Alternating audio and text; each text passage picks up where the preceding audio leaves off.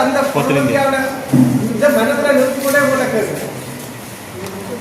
நீங்கள் இபிஆர்ல புக்கு சந்தர்ப்பம் கொடுத்துருக்கீங்க. நேற்று முந்தினால் போய் கூட்டம் போட்டு கதைச்சிருக்கிறீங்க. இந்த தேர்தலே ஒற்றுமையாக சந்திக்கிறதுக்கான ஒரு கூட்டத்தை நீங்க நடத்திருக்கீங்க. தேர்தல் எதிர்கொள்ளும். நீங்கள் ஏன் விடுதலை புலிகள் என்ற ஒரு அமைப்பை ஒரு தரப்பாக ஏற்றுக்கொள்ள தயங்குறீர்கள்? ஒன்று என்னுடைய கேள்வி. இரண்டாவது, போராளிகளை பிளவுபடுத்தினதுல பிரதானமான ஆட்கள் நீங்கள் தான். அதாவது தமிழ் தேசிய கூட்டமைப்பில் இருக்கக்கூடிய கட்சி. சுமந்திரன் ஐயா இப்ப சந்திக்கிறதுக்கு வந்திருக்கிற மிக காலம் தாமதமான ஒரு சந்திப்பு, போராளிகளை சந்திக்கிறதுக்கு எனக்கு நல்ல சந்தோஷம்.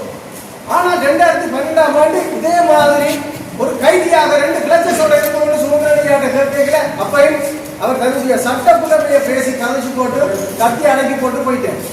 நான் அப்ப மெகசின் சிறைச்சாலையில இருக்கிறேன்.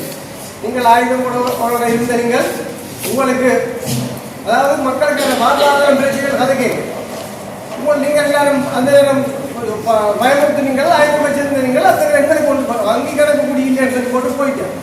அதே ஐயாயிரத்தை நான் கேட்கிறேன் என்றால் நிறைஞ்ச விஷயங்கள் எங்களுக்கு எதிராக ஒரு இவர் சொன்ன விஷயத்துல மறந்திருக்கிறேன். என்னென்றால் அண்ணன் கை காட்டினது வீட்டு சின்னம் என்றது, அண்ணன் வீட்டு சின்னத்தை கைகாட்டினது, கூட்டமைப்பு தான் கைகாட்டினது, ஒரு கூட்டமைப்பாக இயங்குறது தான் கைகாட்டினது. அது உண்மை, அதை நான் ஏற்றுக்கொள்ளும். ஆனால் இதே சுமந்திரன் ஐயாவும் சம்பந்தன் ஐயாவும் சொன்னவர் தமிழ்ல விடுதலை புலிகளால இந்த மண்ணிலை வச்சு நாங்கள் கூட்டமைப்பு உருவாக்கப்படவில்லை. சரி, கூட்டமைப்பு உருவாக்க. ஆனா நான் சொல்றேன் அது விடுதலை புலிகளால் தான் உருவாக்கப்பட்டது. அதுலதான் எல்லா கட்சிகளும் அங்கம் வகிச்சது. நாங்கள் கூட்டமைப்பாக ஒற்றுமையாக பயணத்துக்கு அண்ணன் கைகாட்டினவர் அதுல எல்லாரும் இன்றைக்கு வீட்டு சின்னத்தை அண்ணன் கைகாட்டினு சொல்லிச்சுன்னா போய் நீங்கள் விடுதலை புலிகளால் நியமிக்கப்பட்ட பாராளுமன்ற உறுப்பினர்களை திறத்துனீங்க, மற்ற கட்சிகளை திறத்துனீங்க, ஒரு பெரிய புலி நீக்க அரசியலை செய்தீங்க. மன்னர் தொடக்கம் இன்றைக்கு இருக்கிற அரியநேந்திரன் ஐயா வரைக்கும் நீங்கள் கலையெடுப்பு மேலே செய்திருக்கிறீங்க. இப்ப இந்த மண்ணில ஸ்ரீதரன் ஐயாவை வெளியேற்றதுக்கான வேலையை செய்யுங்க. நான் சொல்றேன் என்றால் அது உங்களுடைய தனிப்பட்ட அரசியல் கட்சி ரீதியான ராஜதந்திர நடவடிக்கையா இருக்கலாம். ஆனால் போராளிகளை நீங்கள் அதுக்கு மாதிரி பயன்படுத்தக்கூடாதுன்னு சொல்றேன். நீங்கள் என்ன கேள்வி ஏன்னு கேட்டா நான் உங்களை தனிப்பட்ட ரீதியாக சொல்லி ஒரு கட்சியாக நீங்கள் உங்களுடைய வளர்ச்சிக்காக நீங்கள் எடுத்த முயற்சிகளாக கூட இருக்கலாம். ஆனால் நீங்கள் பெரும் தமிழ் தேசிய அடிப்படை ஒரு 15 வருஷத்துக்கு செய்திருக்கிறீங்க.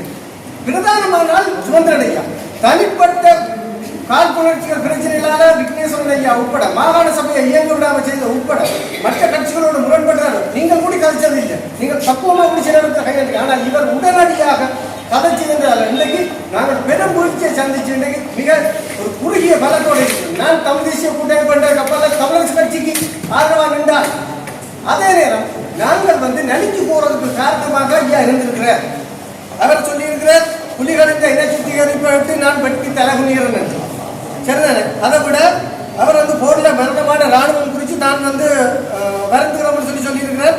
தமிழ்நாட்டு சமஷ்டியை கைவிட்டவர்கள் சொல்லியிருக்கிறார். ஐநாவில் கால அவகாசம் கொடுத்துட்டாருன்னு சொல்லியிருக்கிறார். சிங்கள ஒற்றையாட்சிக்கு இடைங்கிற எண்ணத்துக்குண்டான காரணத்தை சொல்லியிருக்கிறார். விடுதலை புலிகளால் கொண்டு செல்லப்பட்டவர்கள் உயிரோட யாருமே திரும்ப இல்லை என்றதையும் சொல்லியிருக்கிறார். இப்படி நிறைய பிரச்சனையை சொல்லியிருக்கார். நான் ஒன்று ரெண்டு இல்லை, தொடர்ச்சியாக ஒரு அவர் நான் குறை சொல்ல மாட்டேன். அவர் ஒரு புதிய எதிர்ப்பாங்க, அதில் எனக்கு எந்த சந்தேகமும் இல்லை. அவர் ஆயுத போராட்டத்தை ஏற்றுக்கொள்ள. ஆனால் நாங்கள் ஆயுத போராட்டத்தின் மூலம் தமிழ்நாட்டை பெற்றுக்கொள்றதுக்காக போராடின ஒரு இனம். இன்றைக்கு நீங்க போட்ட பாடல்கள் உட்பட இன்றைக்கு எல்லாமே இதுல உள்ள போராளிகள் சார்ந்தது. நான் உட்பட நீங்க போட்டு உணர்ச்சி வசப்படுத்தி எல்லாம் கதைக்கிறீங்க, எல்லாம் ஓகே. ஆனா நான் இந்த 14 வருஷம் ஆயிட்டு நீங்கள் எங்க போயிருந்தீங்க? இந்த போராளிகளுக்கு நீங்கள் எங்க சந்தர்ப்பம் காக்காண்ட தலைவலியான ஒரு மூத்த போராளிக்கு நீங்கள் கொடுத்துட்டாங்க கூட பாதிக்கப்பட்ட சமூகத்துக்கு பாராளுமன்றத்துக்கு போய் கதை கொண்டு எங்கேயாவது கொடுத்தீங்களா? நீங்கள் ஒட்டுமொத்தமாக போராளிகள் சமூகம் எழுப்பக்கூடாதுக்காக வேலை செய்யுங்க. இன்றைக்கும் கூட அரசியல் தோல்வி போராளிகள்கிட்ட மண்டியில வச்சிருக்கிறது நான் நினைக்கிறேன். நீங்க சொல்லலாம் இருகை நீட்டி வாங்க கட்சிகள் சொல்லி. ஆனால் நாங்கள் உங்களோட சேர்ந்து பயணிக்க இன்னும் விரும்புகிறோம். இந்த விடுதலையை பெற்றுக்கொள்றீங்க. நீங்கள் தமிழ்நாட்டு கோரிக்கையை ஏற்றுக்கொள்றீங்களா? அதை ஜனநாயக ரீதியை பெற்றுக்கொள்றது கூட நீங்கள் அதை வெளிப்படையை தன்மையாக ஏற்றுக்கொள்றது தயாராக இருக்கிறீங்களா? அதை எனக்கு சந்தேகம். இரண்டாவது, நீங்கள் போராளிகளை விடுதலை புலிகளாக ஏற்றுக்கொள்றீங்களான்னு சொல்லி சொன்னார். நாங்கள் ஒட்டுமொத்தமாக நான் கிழக்கு தொடக்கம் யாழ்ப்பாணம் ஃபுல்லா தெரிஞ்சு நாங்கள் உங்களுக்காக வேலை செய்யறதுக்கு தயாராக இருக்கிறேன். இங்க இருக்கிற ஒவ்வொருக்காகவும் செருப்பு வேலை செய்யறதுக்கு நான் தயாராக இருக்கிறேன். ஆனா நான் சொல்றேன், எங்களை ஒரு தரப்பாக நீங்கள் ஏற்றுக்கொள்ள தயாரான்னு சொல்லி சொல்லுங்க. நீங்கள் இபிஆர்ல கூட கேட்கிறீங்க, என்னோட கேட்கிறீங்க, புரோட்டோட கேட்கிறீங்க.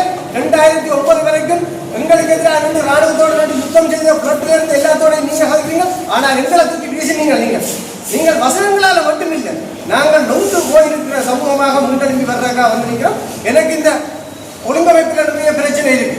போராளிகள் நீங்கள் சொல்ற மாதிரி எல்லாரும் ஒன்றா இல்லை, பல பிரிவுகளாக பல கட்சிகளாக நிற்கிறோம். அது இல்லை. ஆனா எல்லாரையும் ஒற்றுமைப்படுத்துற வேலை செய்யறீங்களா? இல்லை. இங்க ஒவ்வொருத்தரும் தங்கள் வாக்கு வங்கியை நிரப்புறதுக்காகவும் தங்களுடைய ஆதாய சூதாடிகள் எங்க லாபம் கிடைக்குதோ அங்க ஆதாய சூதாடிகளாக இன்றைக்கு புலவு கொண்டு போய் நாங்கள் நிற்கிறது இல்லை. நீங்கள் தலைமைத்துவத்தில் இருக்கிறீங்க. நான் கேள்வி கேட்கிறேன். இன்றைக்கு நீங்கள் பதில் சொல்லுவோம். இந்த போராளிகள் தான் நின்று கேட்கல. நீங்கள் எங்களை அடையாளத்தை கலைக்க விரும்புறீங்க. எங்க அம்மா அப்பா அந்த பேரை ஏன் மாற்ற விரும்புறீங்க? நான் இந்த இத்தனை 50,000 மாவீரர்களுக்கும் இத்தனை லட்சம் பேர் படுகொலை செய்யப்பட்டு வந்திருக்கிறேன். என்ன இந்த சமூகமாக ஏற்றுக்கொள்ள உங்களுக்கு என்ன தயக்கம் இருக்கு?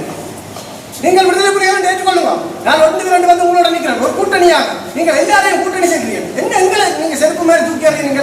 எங்களை மட்டும் கூட கட்சிக்க கூப்பிடுறோம். ஜேபி என்ற கட்சி, பொத்திய நபர்கள் என்ற கட்சி, தெலவண்டா கட்சி, நாங்களே தனித்திறப்பாக நிற்கக்கூடாது. எங்களை தனித்திறப்பாக ஏற்றுக்கொள்ளுவோம். நான் சொல்றேன், உங்களுக்கு பெரிய சமூகம். நான் இன்றைக்கு எனக்கு கொழும்புல வழக்கு நடந்துட்டு இருக்கு. போயிட்டு வா. இப்போ 19 மாசமா சிறையில இருந்து போட்டு வா. அதுல கூட எனக்கு ஒரு சின்ன சந்தேகம் இருக்கு. என்ன சுமந்திரன் ஐயா தான் அனுப்பினாரா என்ற ஒரு சந்தேகம் கூடி இருக்குது. ஏனென்று கேட்டால் சுமந்திரன் ஐயாவுக்கும் சிறுகிரன் ஐயாவுக்கும் போட்டி நடக்க அதுல போய் கலந்து கொண்டதுல நானும் ஒரு போராளியாக இருந்தேன். சுமந்திரன் ஐயாவால் 20-30 போராளிகள் அச்சத்தில் சிறைச்சாலைக்கு அனுப்பப்பட்டார். சரி, அது எந்த மாற்றமும் இல்லை. இதே பாதுகாப்பு வந்து எஸ்டிஎஃப் பாதுகாப்பு கூட ஐயா எங்களுக்கு எதிராக தான் பாதுகாப்பு எங்களுக்கு முன்பு தான் வருகிறேன். நாங்கள் 2 கவலை கொல்ல முயற்சி எங்களுக்கு சொல்லுவோம். ஆனால் யாராவது ஒரு தரப்புகளாக உங்களுக்கு எதிரிகளாக இருக்கலாம். ஆனால் நீங்கள் போட்ட பலி புரியல. நான் சொல்றேன், புலியாக நாங்கள் உங்களை கொள்றது ரெண்டுமே நாங்கள் நினைச்சதில்லை. நினைச்சிருந்தா நீங்க இந்த வேசனை நீங்க கதைக்கவே மாட்டீங்க. அதுக்கு பரிவாசம்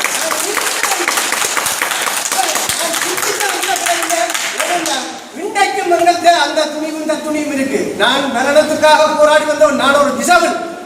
நான் 12 வருஷம் சிறையில இருந்திருக்கிறேன். எந்த சமூகத்துக்காக தான் இன்றைக்கும் போராடி கொண்டிருக்கிறேன். அந்த நம்பிக்கையோட உங்கள்கிட்ட கேட்கிறேன். நீங்கள் எங்களை ஒரு தரப்பாக ஏற்றுக்கொள்ளுவோம். அதுக்காக இல்லை வேலை செய்யற அத்தனை பேரையும் வேலை செய்ய சொல்லுவோம். நாங்கள் உங்களோட வந்திருக்கோம். இதுதான் உங்களுக்கு நீங்கள் எங்களை கொடுக்குற மரியாதை.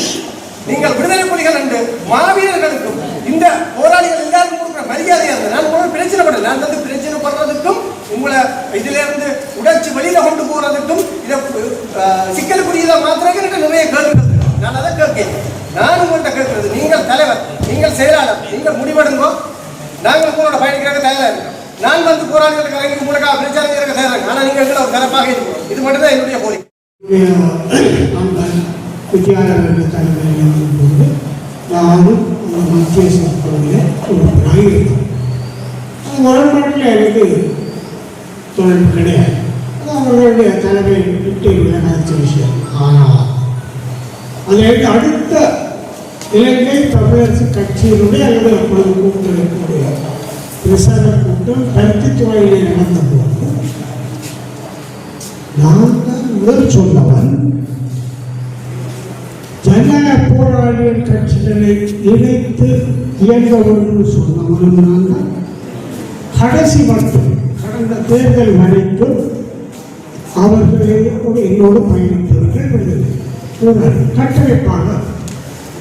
ஆனால் உங்களுக்குள்ள கருத்துக்கள் எனக்கு தெரியாது. நான் ஒரு வகையிலே ஏதோ ஒரு கட்டமைப்பு விடுதலை போராளிகள் எனக்கு தெரிந்த மூத்த போராளிகளை கொண்டு வந்த ஒரு அமைப்பென்ற வகையில் இருந்து கடைசி வரையில் இந்த 10 வருஷம் அவர்கள் என்னோடு பயணித்தனர். நான் பயணித்தேன். எங்களுடைய ஒரு தவறினாலே எங்களுடைய கட்சியில் இருந்து போனாலும் இப்பொழுது அந்த கட்டமைப்புகளை அவர்கள் இருக்கிறார்கள்.